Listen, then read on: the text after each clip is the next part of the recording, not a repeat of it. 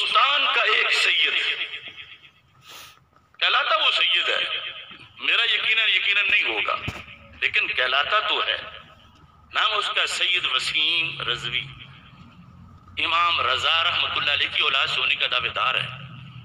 اس نے speed breaker cross کیے جو ہم روزانہ بیان کرتے ہیں کہ دعوت محبت کرو لیکن شریعت سے پوچھ کے کرو۔ وہ اس طبقے میں تھا، نہیں ہم نے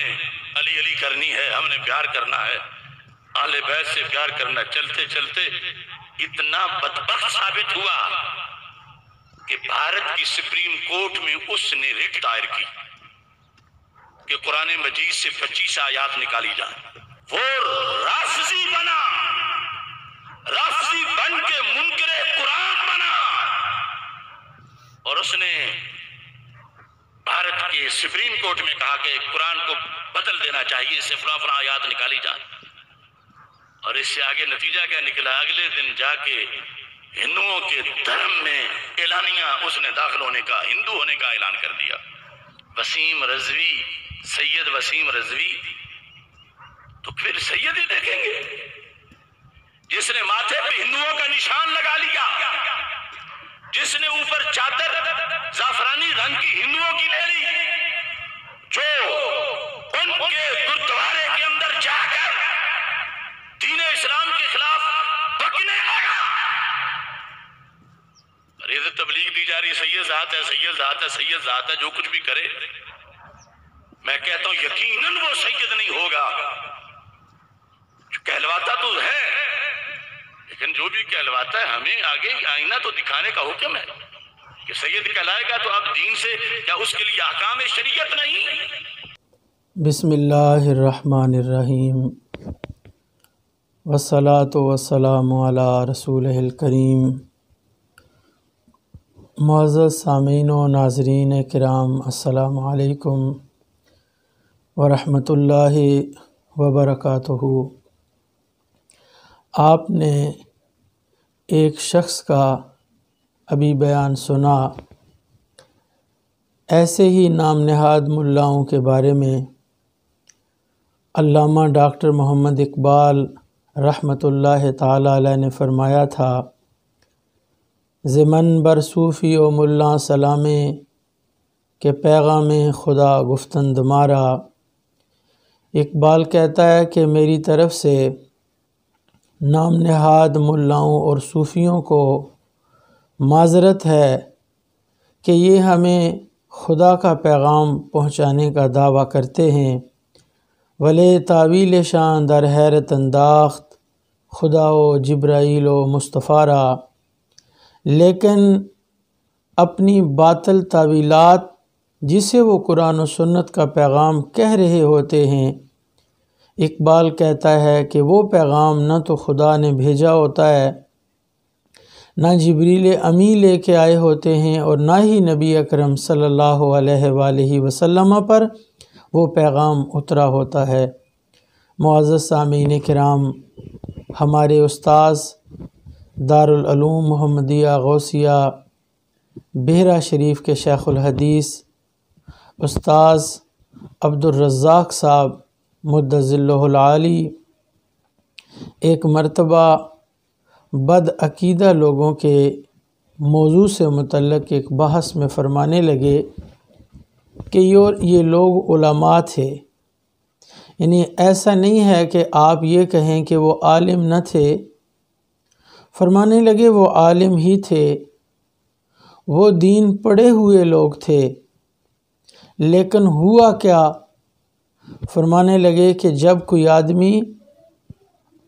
کسی مقبول بارگاہ کی بے ادبی کر دیتا ہے تو اللہ تبارک و تعالی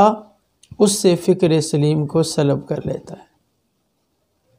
یہ انتہائی قیمتی جملہ ہے، اور اس کو پھر سن لیجئے کہ جب کوئی آدمی کسی مقبول بارگاہ کی بے ادبی کر دیتا ہے، اللہ تبارک و تعالی اس سے فکر سلیم کو سلب کر لیتا ہے، پھر وہ عالم ہو کر بھی فکر سلیم سے محروم ہے، پھر وہ پگڑی پہن کر بھی فکر سلیم سے محروم ہے، پھر وہ جبہ پہن کر فکر سلیم سے بہر کیف محروم ہے،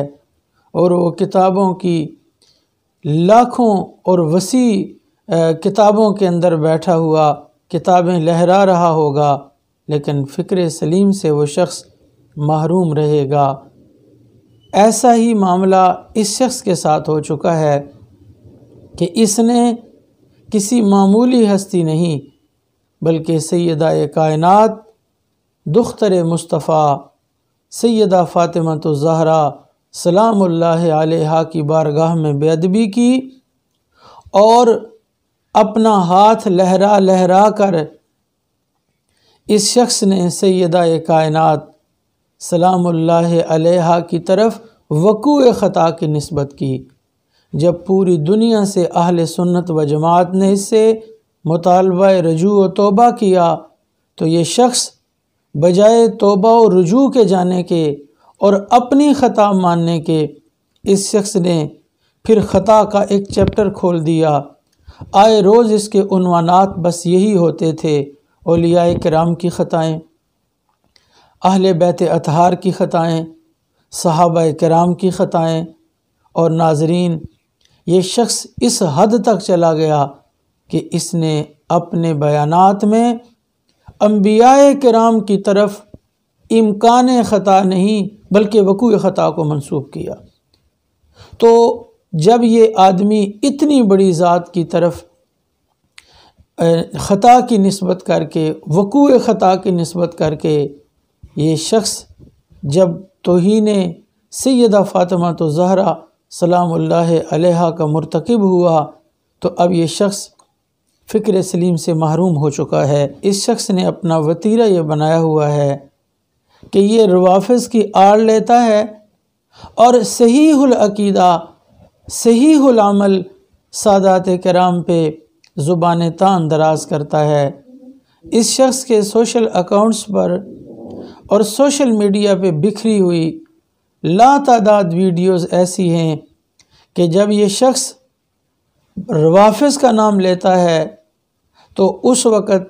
کبھی حضرت پیر سید عرفان شاہ مشہدی صاحب کی تصویر کا امیج سامنے کر دیا جاتا ہے،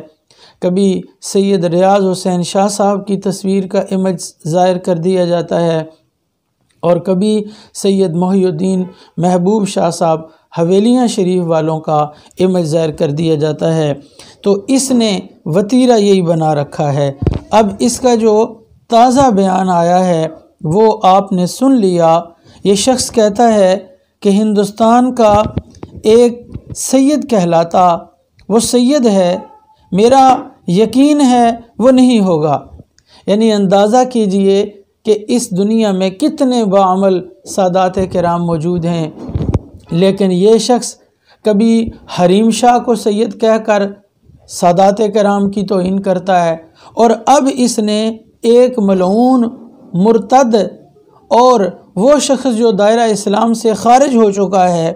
اس وسیم رضوی نامی شخص کو اٹھا کر اب یہ سادات کرام کی توہین پہ لگا ہوا ہے۔ اور